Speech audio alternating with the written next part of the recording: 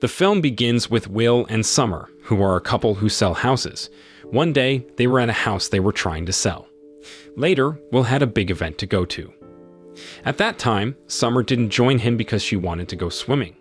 She didn't answer her phone when he called, which really bothered Will. That night, they had a big fight. The next day, Will went out, and Summer stayed home to clean. She found something weird in their house. It was a dried snakeskin. While she was at home, Will got a call. Soon after, a car parked in their driveway. In the evening, when Will came back, everything felt too silent. He started searching the house for Summer. He finally found her on the top floor, and it was a horrifying sight. Summer was hurt, with a knife still in her. Soon after, Detective Tom Nichols heard about this tragedy during his dinner with friends. He quickly came over to Will's house with Captain Robert. They started asking the neighbors if they saw anything. One lady said she saw a dark red Chrysler Imperial car earlier.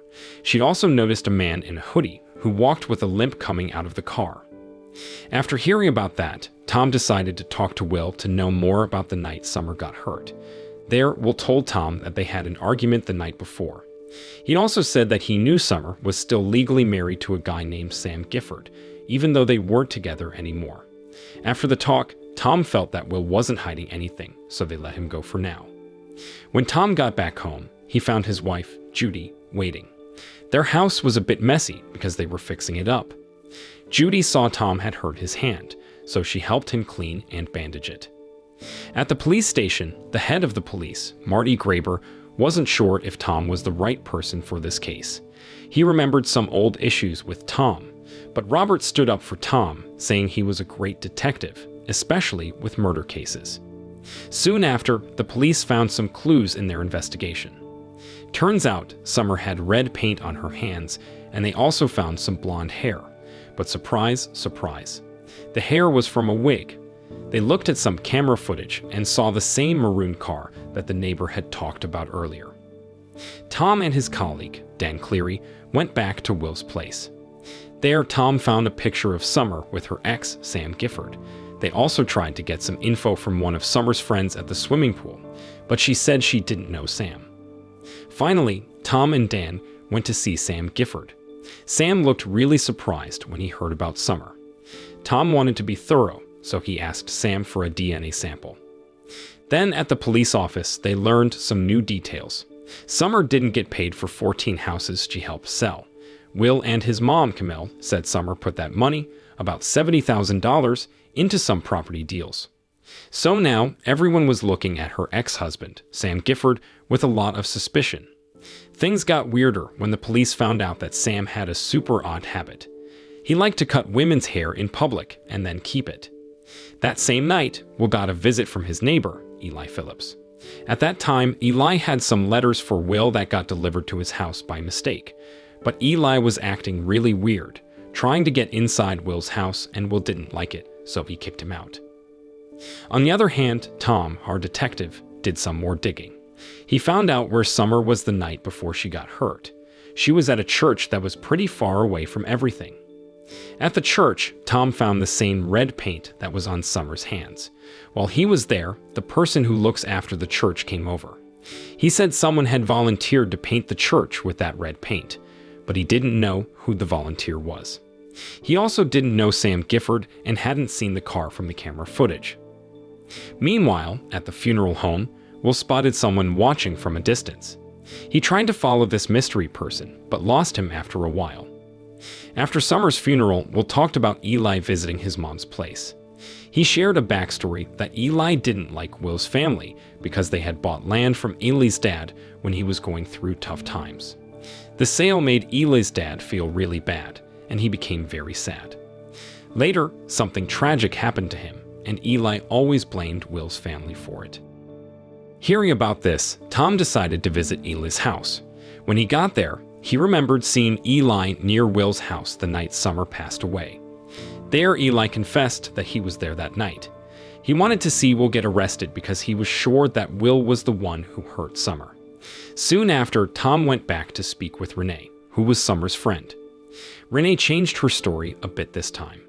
She said she actually did know Sam Gifford, but she was scared to talk about him because her ex-boyfriend told her to keep quiet. She'd do that because Sam and her ex were involved in some shady drug business. Renee also dropped another bombshell that Summer and Sam weren't really broken up. They were still seeing each other and sometimes met up at the houses they were selling. Now the police had 3 people they were looking at closely. They are Will, Sam, and Eli. Then, after spending some time piecing things together with Will, they got a big update. Some of Sam's DNA was found on Summer. This made Sam look even more suspicious. Tom and his team quickly went to confront him. When they got to Sam, he admitted that he had been with Summer. That's why his DNA was on her.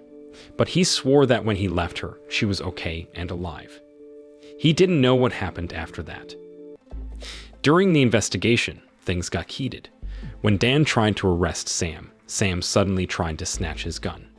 There, Tom had to react quickly and ended up shooting Sam, which sadly killed him.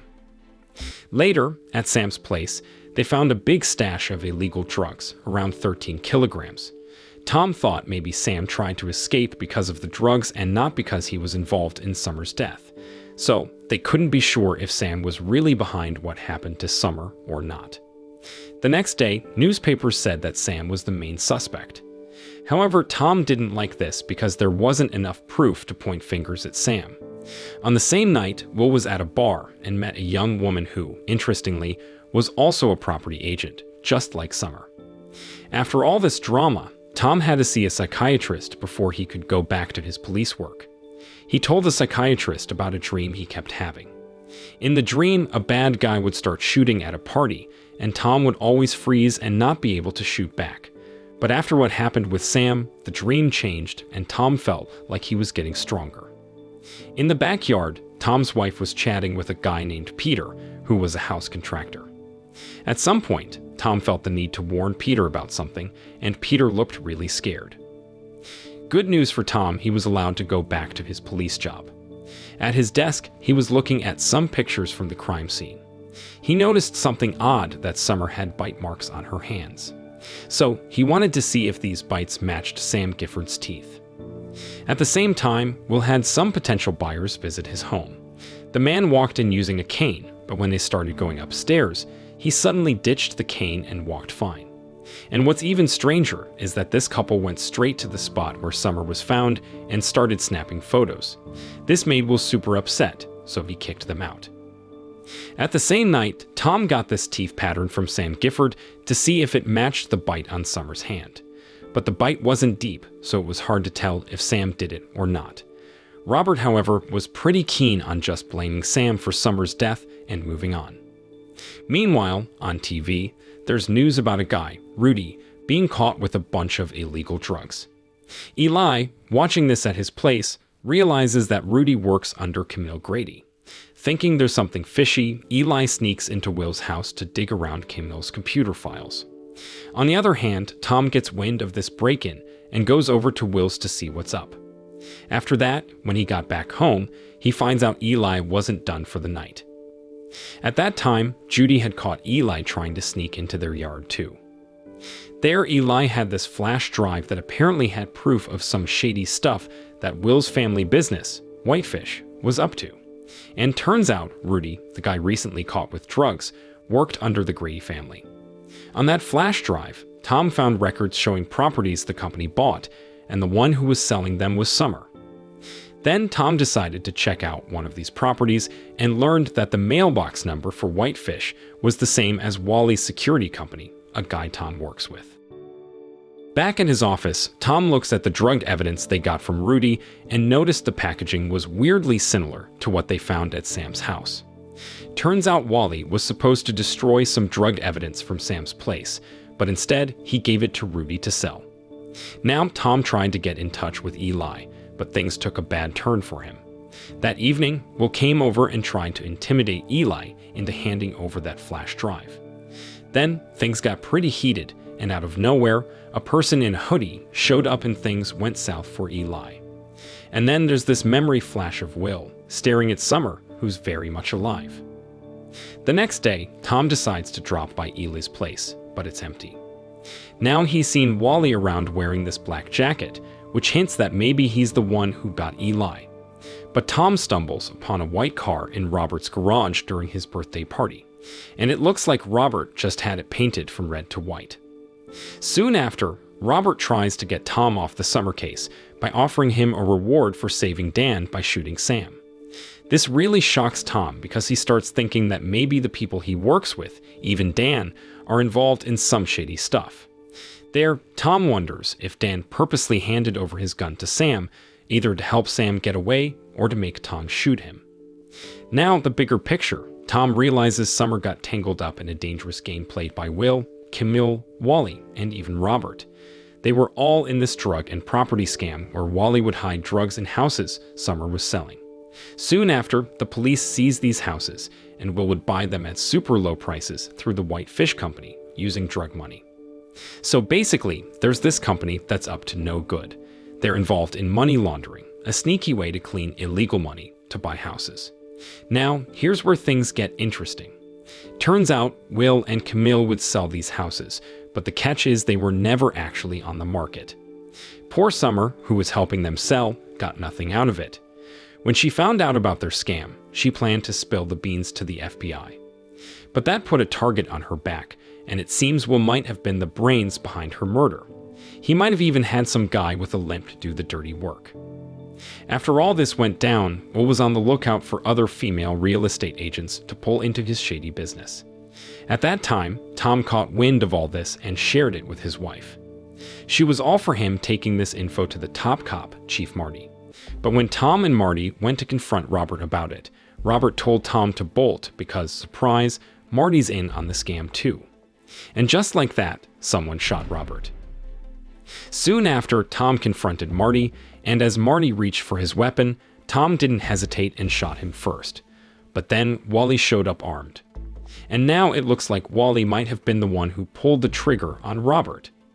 After that, a kid's toy suddenly hit a window, and it caught Wally off guard. This gave Tom the chance to shoot a few times. In the middle of all this, Tom got hurt on his hand, and even though Wally went down, he wasn't gone for good. Then Tom wanted to call for help, but he wasn't sure he could trust the local guys. So he reached out to the big shots at the FBI. They jumped in and got Will Grady arrested. Back at home, Judy helped Tom out by putting some wax on his hurt hand. The film ends. The moral lesson from this film is don't trust anyone who changes the color of their car, especially if it goes from red to white.